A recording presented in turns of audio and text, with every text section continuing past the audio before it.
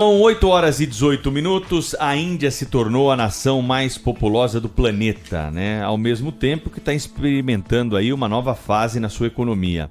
Agostinho, a ONU estima que o país ultrapassou a China por 3 milhões de indivíduos e contaria agora com 1 bilhão 428 milhões de habitantes. Em 2022... já havia tomado da Inglaterra o posto de quinta maior economia do mundo, mas o crescimento combinado não é garantia de solução aí para os novos e antigos desafios do país indiano. Nós estamos recebendo aqui no Jornal Gente hoje, para nossa satisfação, o embaixador José Vicente de Sá Pimentel. Ele que é um dos grandes quadros aí do Itamaraty brasileiro, que serviu em Nova Delhi antes... também, né, serviu em outros postos diplomáticos importantes: Washington, Santiago, Paris, Roma, Los Angeles, Pretória e também Toronto. Esses foram os locais por onde passou o embaixador, servindo aí as relações exteriores brasileiras. E é claro que ele está aqui para conversar um pouco conosco sobre toda essa experiência, mas principalmente sobre o período que ficou em Nova Delhi. Embaixador, muito bom dia, seja bem-vindo à Rádio Bandeirantes, aqui é o Jornal Gente, um prazer conversar com o senhor. Qual foi o período em que o senhor esteve lá na Índia? Vamos começar a nossa conversa por aí. Bom dia, um grande prazer estar aqui com vocês. Meu período na Índia foi entre 2005 e 2008, são 3 anos completos. E o que o senhor sentiu lá nesse período, né, na função de embaixador do Brasil? O senhor vê semelhanças, né, entre o Brasil e a Índia? O meu período lá foi um período marcante. A Índia estava realmente no topo das nossas prioridades diplomáticas. Recebi como embaixador a visita do então presidente Lula, que voltou agora, várias visitas, pelo menos 6 visitas do então chanceler Celso Amorim. Recebi também a visita do então governador de São Paulo, Geraldo Alckmin, que levou a sua senhora, Dona Lúcia, e sua filha, Sofia, estiveram lá comigo, andaram até de elefante, foi uma época realmente divertida. Existem semelhanças entre os dois países e existem grandes diferenças. A Índia é um país muito peculiar. O slogan, o mote da campanha de turismo da Índia, que é sempre muito forte, é Incredible India. E é, de fato, um país incrível. Quando a gente começa a falar sobre a Índia, não para mais. É uma loucura. Não, é uma loucura mesmo. Deve ser uma loucura imaginar o vice-presidente Alckmin andando de elefante. Eu não consigo visualizar essa imagem, hein, Pedro Campos? Deve ser deve ser uma coisa interessante mesmo. Embaixador, obrigado por atender aqui o nosso convite. O senhor falou desse período seu em Nova Delhi. Coincidentemente, no governo era o atual presidente novamente, Lula, e o senhor falou da importância que a Índia começou a adquirir e só vem crescendo essa relação aparentemente, né? Com alguns tropeços no meio do caminho, mas parece que o presidente Lula de volta agora quer mais do que nunca incrementar essa sintonia também com a Índia, inclusive por causa dos BRICS. Como é que o senhor vê a presença de uma brasileira, no caso a ex-presidente Dilma, na presidência do Banco dos BRICS? Se fala que o Banco dos BRICS tende a crescer, meio que rivalizar com bancos internacionais, tentando investir em países em desenvolvimento. Como é que o senhor vê a presença de uma brasileira, da presidente Dilma, no Banco dos BRICS? Bom, a presidenta Dilma certamente tem a capacidade de administração para estar na posição que está, e sendo um grande quadro, né, da política brasileira, que conhece o Brasil muito bem, tem uma experiência extraordinária, inclusive nessa área econômica, ela pode fazer realmente uma grande contribuição. As transformações que o BRICS naturalmente vai experimentar, dependem de uma série de circunstâncias. É muito difícil hoje em dia você fazer uma previsão muito sequer aproximada, né? Porque você tem os países... O BRICS, afinal de contas, nasceu de uma outra invenção do próprio Celso Amorim, dos ministros da Índia e da África do Sul daquele tempo, que foi o IBAS, né? Era apenas Índia, Brasil e África do Sul. Quando se tratou, então, de ampliar, né, a ideia para uma coisa maior, BRICS juntando China e Rússia, naturalmente se tinha uma ideia de colocar esses países, que já estavam naquele núcleo inicial, numa posição internacional de muito maior visibilidade. O BRICS, a ideia do BRICS foi muito contestada, mas o BRICS está aí há muito tempo, já teve períodos de grande efervescência, ultimamente tinha caído um pouco, mas, enfim, quando você tem a Índia experimentando esse notável período de prosperidade e de proeminência, né, no cenário político internacional, é razoável você imaginar que o BRICS pode ser um excelente instrumento político para o Brasil se expressar nos grandes fóruns internacionais, e o banco também poderá fazer muita coisa, com todas as limitações que esses bancos regionais terão. Não vamos esperar milagres. Embaixador, da sua experiência lá em Nova Delhi, o que mais chamou a atenção do senhor? A economia da Índia está muito calçada na indústria, eles têm uma indústria farmacêutica, ortopédica muito forte, né?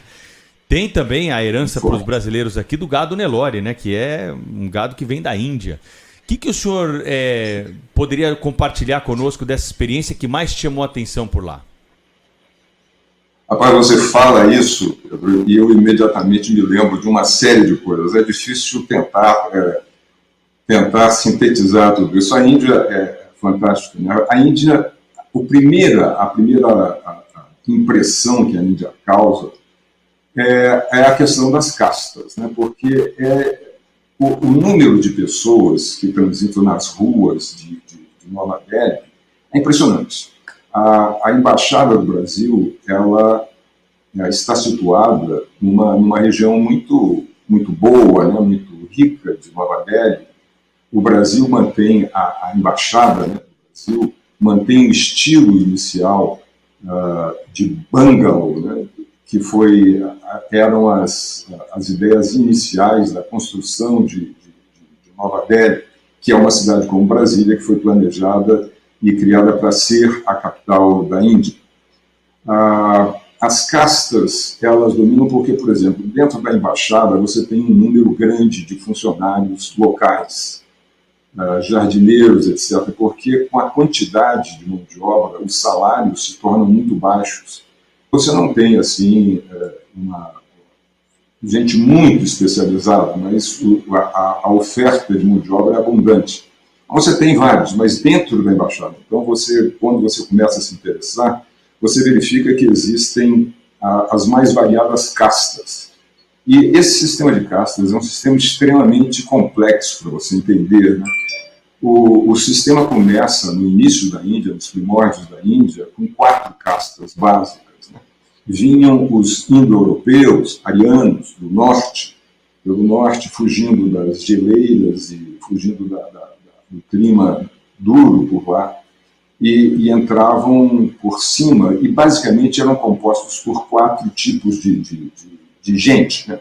Você tinha os brahmanes, que eram os intelectuais ou os sacerdotes, que sabiam se orientar pelas estrelas, conheciam os solos, os tipos de solos mais e menos interessantes.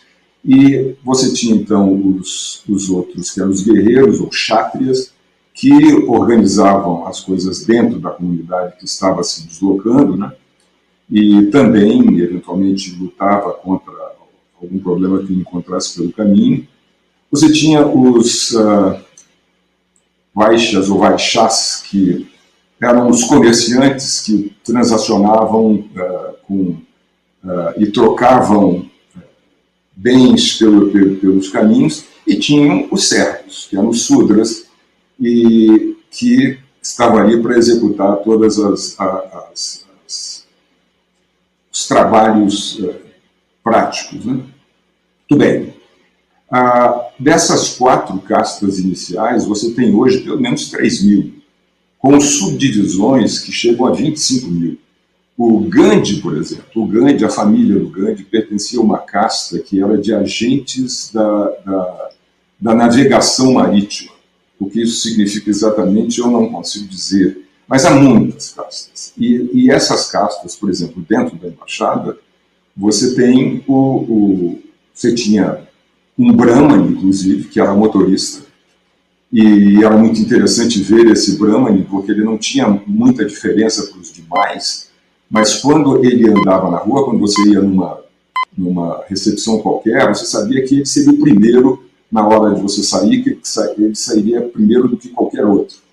E tinha, assim, enfim, várias castas dentro isso, numa população tão grande, tem uma importância muito grande na manutenção da paz social, mas cria também, evidentemente, problemas. Né? Enfim, é uma coisa complexa, porque, como eu disse, tinha um Brahmani motorista na embaixada, e a classe mais baixa, que são os Dalits, já tiveram, inclusive, um presidente da República, que era o Narayanan, que antecedeu o Kalam da época em que eu estava lá. Então, é realmente extremamente complicado você explicar as castas, mas quando você vê aquela enorme quantidade de gente se comportando, né, em sociedade de uma maneira muito cordata e pouco, pelo menos na aparência violenta, você vê que aquilo é diferente dos sistemas que eu, pelo menos, já tinha conhecido antes. Estamos conversando aqui no Jornal da Bandeirantes Gente com o diplomata José Vicente, que foi embaixador do Brasil em Nova Delhi, na Índia. Estamos conhecendo um pouco mais desse gigante que não para de crescer, vai crescer pelos próximos 40 anos, pelo cálculo que se faz. Você imagina só onde é que vamos chegar. Agora, embaixador, o senhor falou da Embaixada do Brasil em Nova Delhi, o senhor falou que é de uma área rica, né? Normalmente é assim, as embaixadas estão em áreas mais valorizadas mesmo, mas tem muita pobreza na Índia também, né? As imagens que a gente... Aliás, eu estava falando com o Pedro Campos que a gente só recebe imagem da Índia quando acontece desgraça. Só quando acontece desgraça. Acabou de descarrilar um trem, não sei se o senhor chegou a ver, um acidente terrível, 288 pessoas mortas pela última contagem aqui, um acidente horroroso. E 850 feridos. Olha o tamanho da tragédia. Eu queria que o senhor falasse um pouco sobre isso. Esse país gigantesco, uma mão de obra que o senhor falou que é muito grande também, barata, e muita pobreza. A gente viu recentemente, até em função desse crescimento populacional, falta de condições sanitárias básicas. Parece que a mulher também sofre com discriminação. Eu queria que o senhor falasse um pouco desse lado não tão bonito da Índia. Olha, 1,4 bilhão de pessoas, é muita gente. Num território que é menos da metade do Brasil, porque o território da Índia atual chega a 3.400.000 quilômetros quadrados. Né? Se você acrescentasse o Paquistão e Bangladesh, que já foram parte da Índia, você chegaria a pouco mais de quase 4.500.000, mesmo assim muito inferior ao Brasil. Então é muita gente disputando espaços. Mas há uma característica fundamental da Índia que nós precisamos levar em conta, que é a seguinte: a Índia é o único país com população e território e capacidade tecnológica suficiente para fazer frente, por exemplo, à China.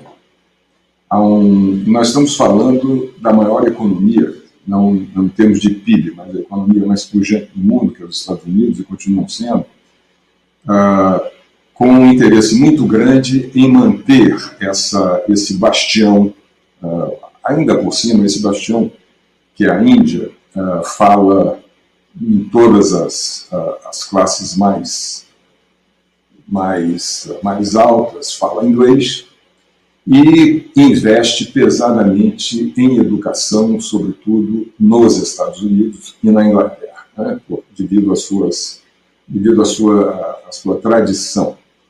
Então você tem coisas que são muito importantes, você vai ter sempre investimentos importantes americanos da Inglaterra e da Europa na Índia. Há um interesse grande na Índia. Esse interesse ele se manifesta de várias maneiras, né?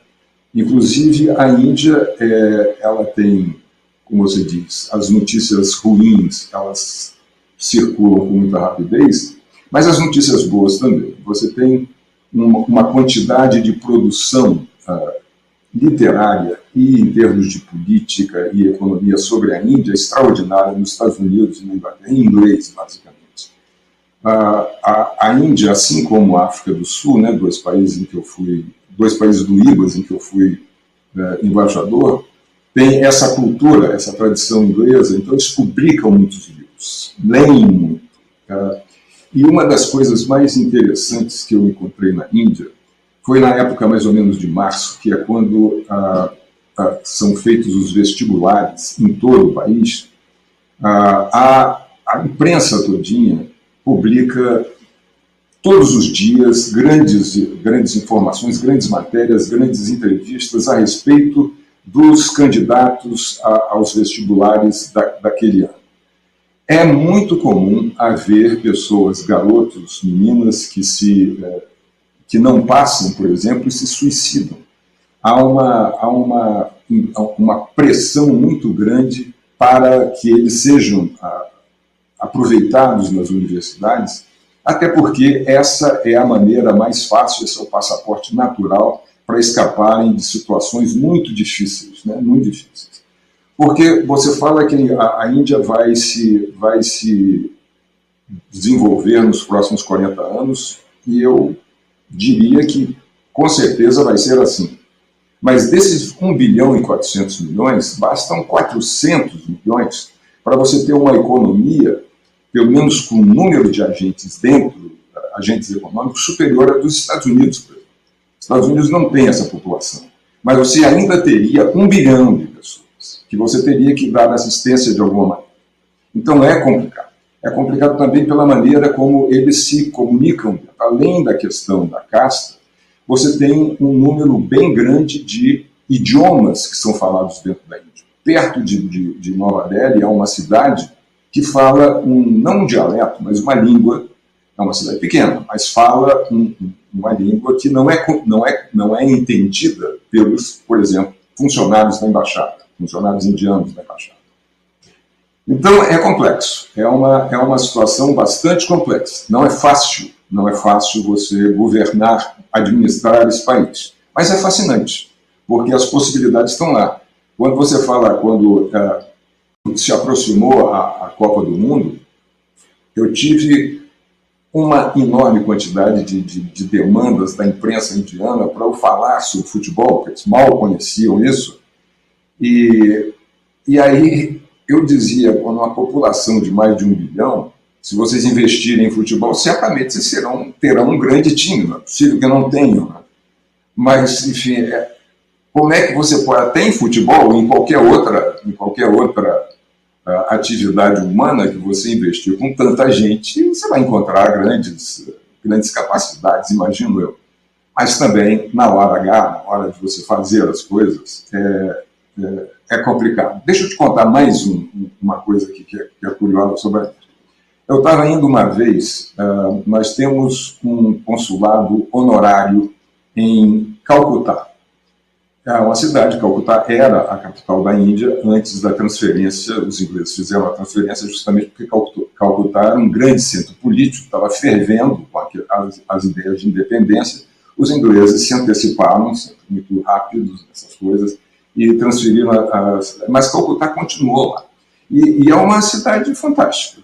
A questão da quantidade de gente em Calcutá é extraordinária, de gente pobre. É um dos lugares em que eu vi mais pessoas que professam a religião do janaísmo, são jains, né? E esses jains, eles muitas vezes, eles são muito rigorosos na questão, por exemplo, do trato com os animais.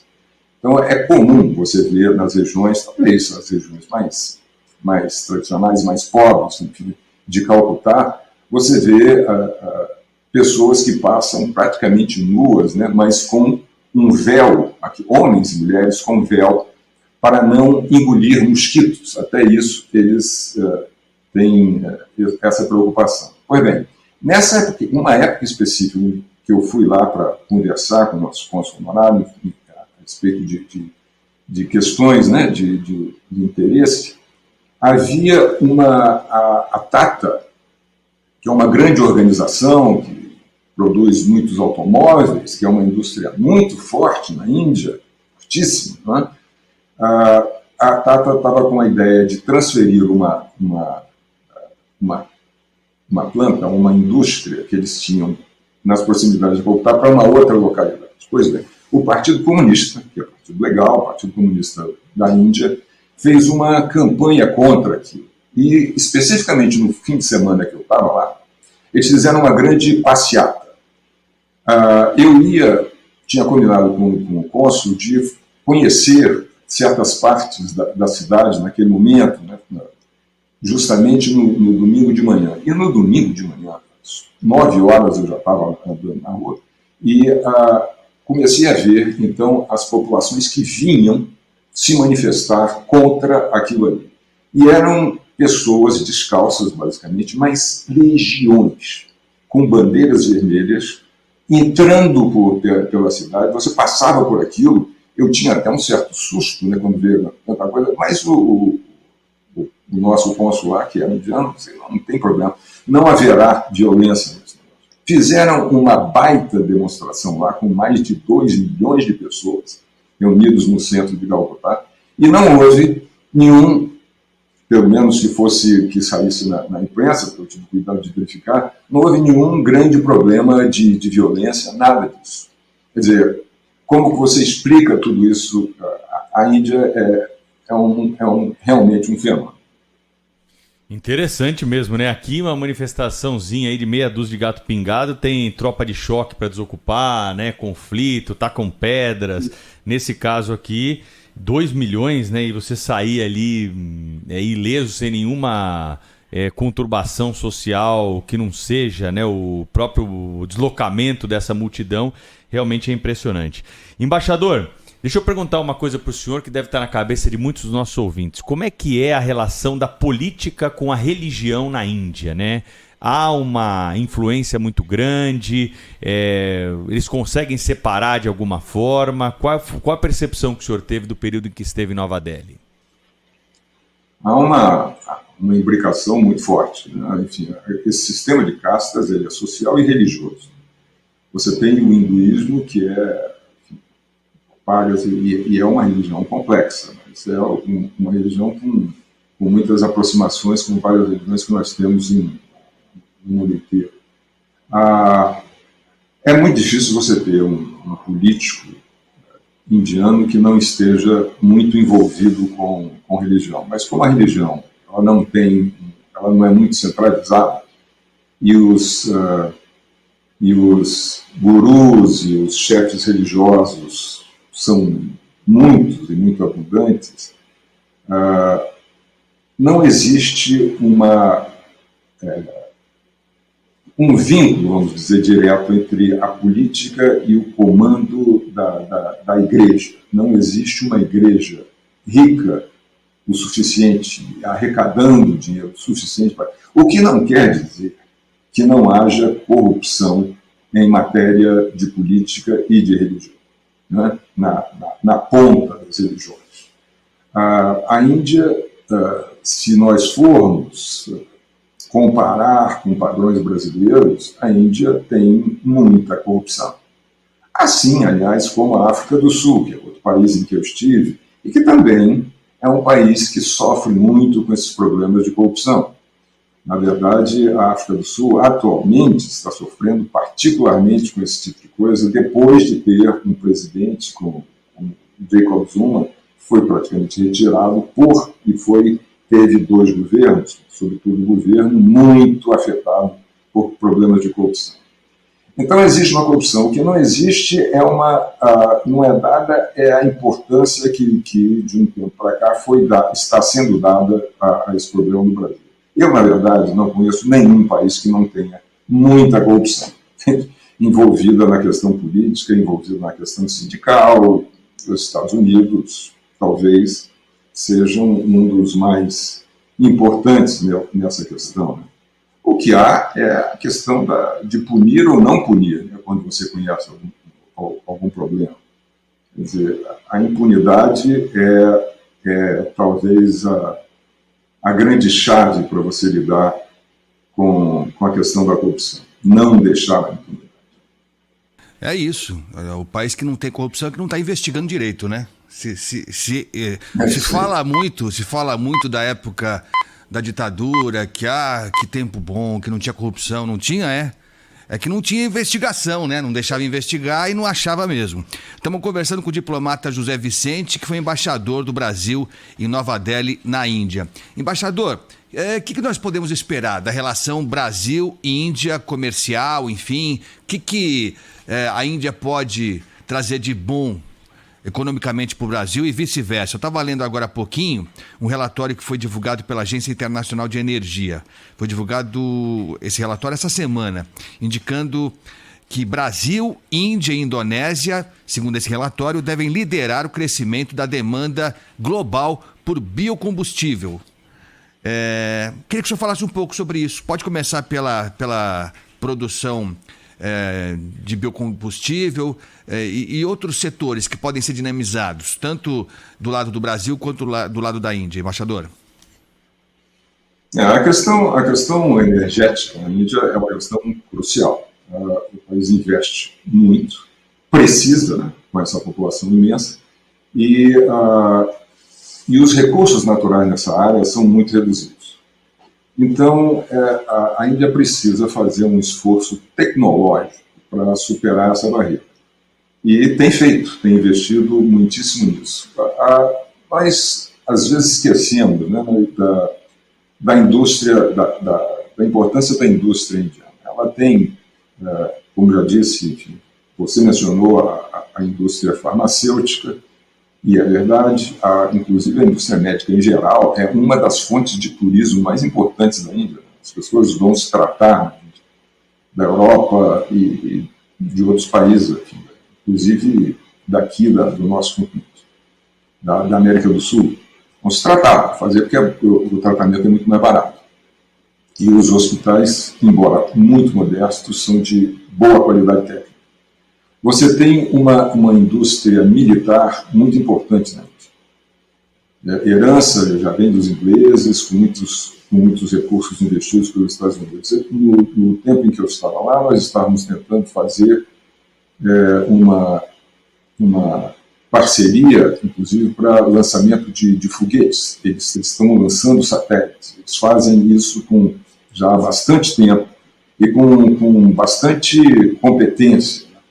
Então, as possibilidades de cooperação com a Índia são bastante amplas. Nós temos também algumas coisas que eles precisam muito. O nosso, por exemplo, o SUS é uma das coisas que os indianos mais tinham interesse no tempo em que eu estava lá. Queriam saber, queriam informações detalhadas a respeito de como isso funcionava. É claro que quando você tem 1 bilhão e 400 milhões de habitantes, é difícil você implantar um sistema nacional como o nosso. Mas as bases disso daí interessam muito para eles. Se interessam em várias outras áreas, em organização, seja urbana, eles têm muito interesse em várias das nossas experiências. Nós temos uma tendência a ver apenas o que é ruim nas nossas cidades, mas temos muita coisa boa nisso aí, e eles veem esse negócio. Tinham um interesse extraordinário no etanol, né? Mas também achavam, quando vinham a São Paulo, que ter terras tão férteis, com tanta chuva, que eles não têm na parte do território, falavam assim é fácil. Mas, de qualquer jeito, tinha um enorme interesse na gasolina a partir da cana e outras, né? Enfim. As áreas de cooperação são muito grandes. E a maneira, eu acho, mais clara de fazer isso era, na verdade, você colocar os governos em contato com todas as suas áreas. Era o que nós fazíamos no tempo do IBAS. E o BRICS manteve essa maneira de trabalhar. Você junta peritos por exemplo, na área educacional, né? Do Brasil, da Índia, da África do Sul, agora da China e da Rússia. E deixe eles conversarem. Entende? As experiências vão sendo transmitidas e isso gera interesses. Isso gera ideias, iniciativas que vão sendo aplicadas e vão sendo compartilhadas pelos países. Sobretudo com a Índia e com a África do Sul, nós temos uma área bastante grande para trabalhar no dia a dia. Entende? Porque você mantém esses laços, os técnicos do Ministério da Agricultura se comunicam com os técnicos da Índia e da África do Sul quase uma maneira natural, uma maneira diária, cotidiana. E daí surgem muitos entendimentos. Você falou sobre o gado brasileiro. O gado brasileiro é de origem prioritariamente indiana. Foram trazidos para cá pelos portugueses. E eles precisam de o nosso gado, né? Cresceu, se desenvolveu extraordinariamente. O gado da Índia deu origem, mas mantém-se mirradinho, os nossos. Mas os nossos precisam de eventuais injeções para que eles não se tornem, para diminuir doenças, etc., para prevenir contra doenças, etc. Uma das coisas que mais me fez trabalhar na Índia, enfim, ele fala de BRICS, fala de energia nuclear, fala de Organização Mundial do Comércio, tudo isso que nos interessa tanto, né? Mas um dos assuntos que mais me demandou, assim, gestões e idas ao Ministério da Agricultura, foi a importação pelo Brasil de sêmen bovino, né? Porque nós precisávamos dessas injeções e continuamos precisando, né? Para renovar as nossas espécies.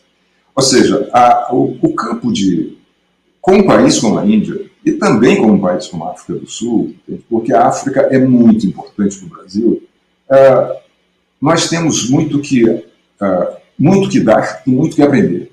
Então, é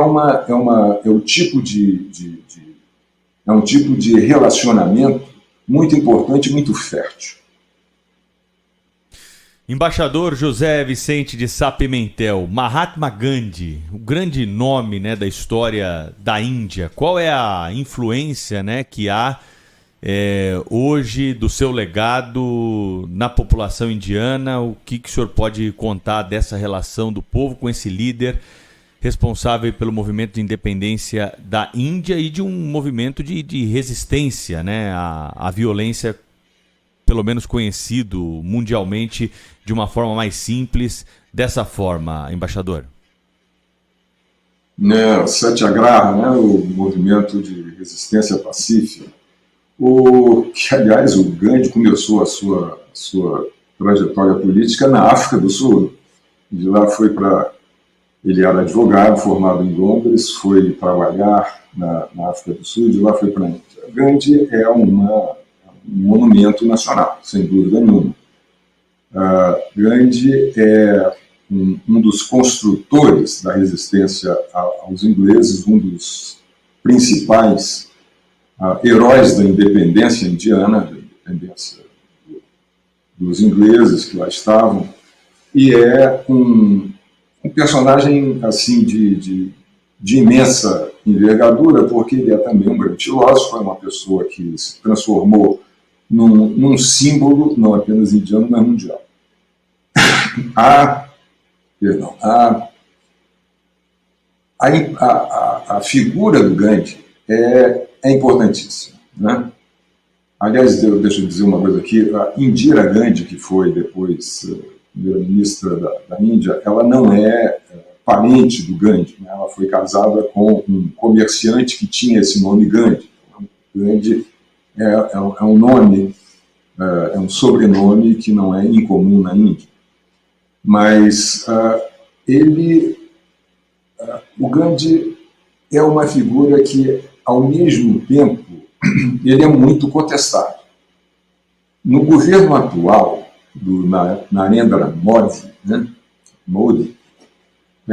a figura do Gandhi sofre grandes críticas. Há muita gente que considera que essa questão dele, que toda a democracia, que toda a posição humilde, a posição de basicamente socialista, de distribuição ampla, isso não encontra eco nas atuais políticas, nas atuais prioridades do governo do Narendra Modi. Então, é isso. É um líder, é uma figura intimamente ligada à história da Índia, é uma figura muito importante, sempre lembrada, sempre presente em grandes artigos, mas que politicamente tem algumas questões que, pelos modos atuais de produção, pela essa questão de economia moderna, a questão de uma certa... Quando você entra nessa discussão de como produzir melhor, se você tem uma participação maior do Estado, ou se você deixa tudo à iniciativa privada. Quando entra nessa seara, há muitas críticas formuladas ao Gandhi. Ninguém passa batido, né? Na tua Bom, o Dalai Lama, né? Não sem motivo também, né? Vamos dizer que ele forçou a amizade ali na história do menininho. Mas o Dalai Lama era unanimidade até outro dia, o Gandhi também está sendo contestado, Paulo Freire aqui no Brasil também. Então, quer dizer, na atual conjuntura não há perfil que resista. Embaixador José Vicente, para a gente encerrar, agradecendo muito a sua atenção aqui com o ouvinte da Rádio Bandeirantes, o diplomata José Vicente, que foi embaixador do Brasil em Nova Delhi, na Índia. O senhor falou tanto da Índia que eu fiquei com vontade de conhecer a Índia, né, Pedro Campos? Opa, eu tenho muita vontade de conhecer esses locais aí que mostram pra gente, né, a tendência do que é. O século passado foi o século do Ocidente. Esse século aqui, eu não tenho dúvida que é o século do Oriente, viu, Agostinho? Não, e esse lado do planeta que é diferente, bem diferente do nosso, é legal de conhecer, né? Eu queria muito conhecer a Rússia, por exemplo. Deve ser legal demais conhecer a Rússia. A China, deve ser legal demais. Embaixador, pra gente terminar, qual é o passeio que o senhor indica aí? O senhor já falou que o vice-presidente Alckmin deu um rolê de elefante aí em Nova Delhi. Qual é o passeio que não podemos deixar de fazer quando a gente visita a Índia?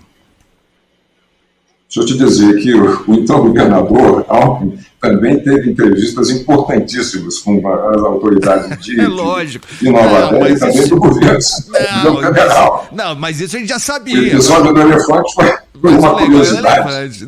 Mas o legal é elefante. Mas falando de passeio, o que nós temos para aproveitar na Índia? Rapaz, tem muita coisa. Se você for... Olha, se você for para cima, se você andar para... Quer dizer, assim, vamos para o norte de Nova Delhi, você vai encontrar as montanhas, as plantações de chá, e esse é um conselho que eu daria, não deixe de ver. Há muitas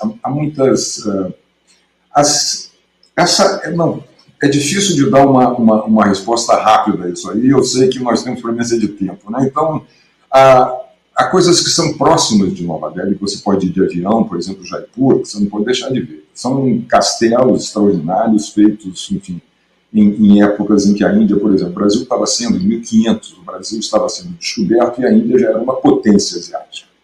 Quando se diz que esse é o século asiático, isso é, na verdade, 21 será o século asiático, na verdade, nós estamos voltando ao que era antes, né? Porque a China já foi uma grande potência mundial, assim como a Índia.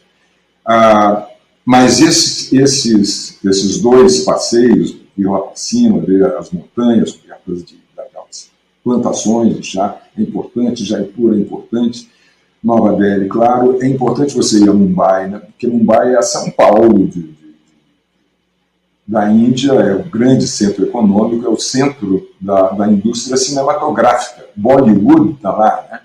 Agora, é interessante que quando você sobrevoa Mumbai e está aterrissando em Mumbai, você vai ver espero, não sei se ainda vai ver, né? Eu estou falando de coisas de algum tempo, mas dificilmente vai estar muito modificado. Você vê uma imensa fila assim, de lona.